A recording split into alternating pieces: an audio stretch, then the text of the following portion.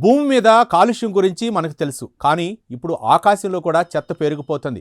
విరిగిపోయిన శాటిలైట్లు, రాకెట్ ముక్కలు అంతరిక్షంలో బుల్లెట్ల కంటే వేగంగా తిరుగుతున్నాయి.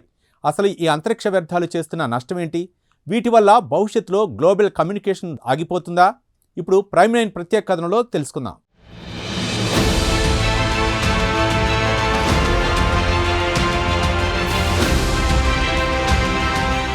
గత 6 దశాబ్దాలుగా మనం పంపిన వేల కొద్దీ రాకెట్లు, పనిచెయ్యని శాటిలైట్లు ఇప్పుడు భూమి చుట్టూ తిరుగుతున్నాయి. నాసా లెక్కల ప్రకారం 10 సెంటీమీటర్ల కంటే పెద్దవిగా ఉన్న వ్యర్థాలు దాదాపుగా 30,000కు పైగా ఉన్నాయి. ఇవి గంటకు 28,000 కిలోమీటర్ల వేగంతో పయనిస్తాయి. చిన్న బోల్ట్ ముక్క తగిలిన యాక్టివ్గా ఉన్న శాటిలైట్ ముక్కలైపోతుంది.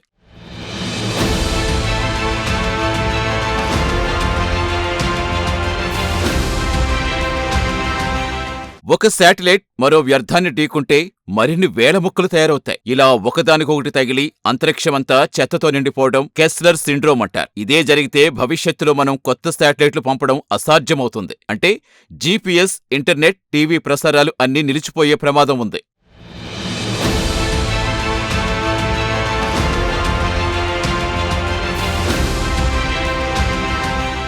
ఈ చెత్తను క్లీన్ చేయడానికి అంతర్జాతీయ సంస్థలు ప్రయత్నిస్తున్నాయి. జపాన్, యూరప్ దేశాలు అయస్కాంతాలు, నెట్స్ ఉపయోగించి ఈ వ్యర్థాలు సముద్రంలో పడేలా చేసే టెక్నాలజీ వాడుతున్నాయి. స్పేస్ ఎక్స్ వంటి సంస్థలు తిరిగి వాడగలిగే ర్యాకెట్ల ద్వారా ఈ ముప్పు తగ్గించాలని చూస్తున్నాయి.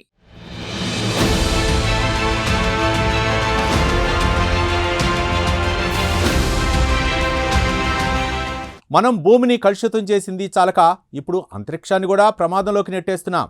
ఇప్పుడు మేల్కొనకపోతే భవిష్యత్తులో గ్లోబల్ కమ్యూనికేషన్ వ్యవస్థ కుప్పకూలిపోవటం ఖాయం. అభివృద్ధి పేరిట మనం చేస్తున్న అంతరిక్ష ప్రయోగాలు భవిష్యత్ తరాలకు శాపంగా మారకూడదు.